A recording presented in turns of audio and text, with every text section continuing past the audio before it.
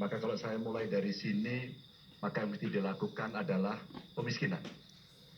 Yang kedua, perampasan aset.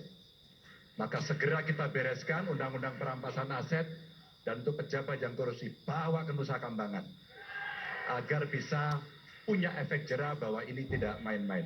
Namun yang perlu diberikan adalah contoh dari seorang pemimpin bahwa dia hidup sederhana, dia tidak bermewah-mewah, dia mengajarkan bagaimana integritas itu dibangun. Untuk para pejabat, ada dua yang penting sekali. Satu, biarkan mereka berkembang dengan meritokrasi yang baik, sehingga pada saat menduduki jabatan, tidak ada lagi jual beli jabatan. Yang kedua, jangan biarkan mereka store pada pemimpinnya.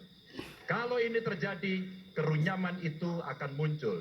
Data ICW menunjukkan sekitar 230-an triliun dalam 10 tahun terakhir kerugian negara itu terjadi.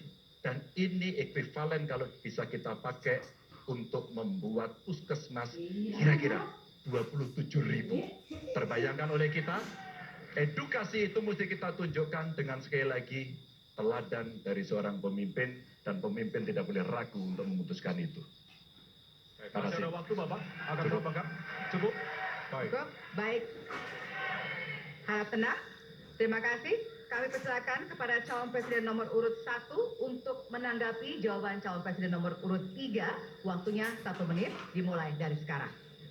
Koruptor dijeratkan dengan undang-undang perampasan aset disahkan dan hukumannya mengikuti pemiskinan. Satu. Yang kedua, yang tidak kalah penting, undang-undang KPK harus direvisi sehingga KPK menjadi lembaga yang kuat kembali. Yang ketiga, diberikan imbalan, reward kepada mereka yang membantu melakukan pelaporan, penyelidikan, sehingga ketika melaporkan kita akan punya partisipasi masyarakat, dan itu dibolehkan oleh undang-undang.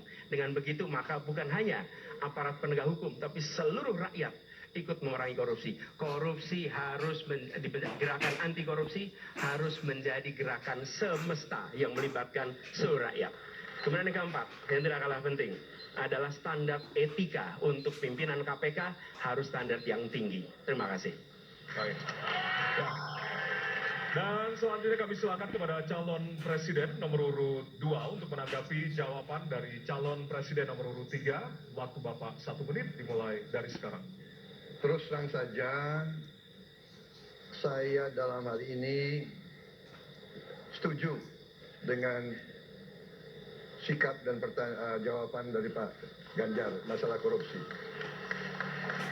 Korupsi adalah pengkhianatan terhadap bangsa. Korupsi harus diberantas sampai ke akar-akarnya.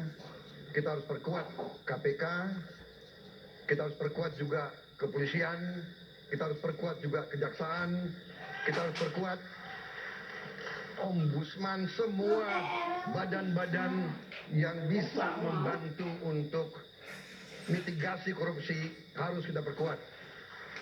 BPK, BPKP, inspektorat di tiap kementerian ini harus diperkuat. Jadi saya sependapat korupsi harus diberantas sampai seakar-akarnya.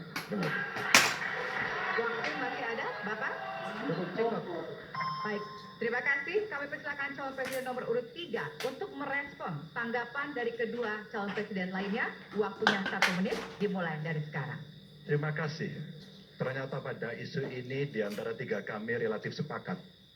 Mudah-mudahan ini harapan baik untuk masyarakat.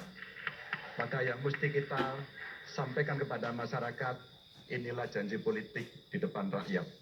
Maka kalau kemudian kita bisa menyatukan yang saya sampaikan di awal, pikiran kita sudah sama, perkataan kita sudah sama, maka kalau perbuatannya tidak sama, kitalah yang dihukum oleh rakyat. Maka mudah-mudahan pemilu besok ini akan menghasilkan semangat yang sama untuk kita memberantas korupsi. Integritas itu penting sekali dan nomor 1. Masih ada waktu Bapak? Cukup? Cukup?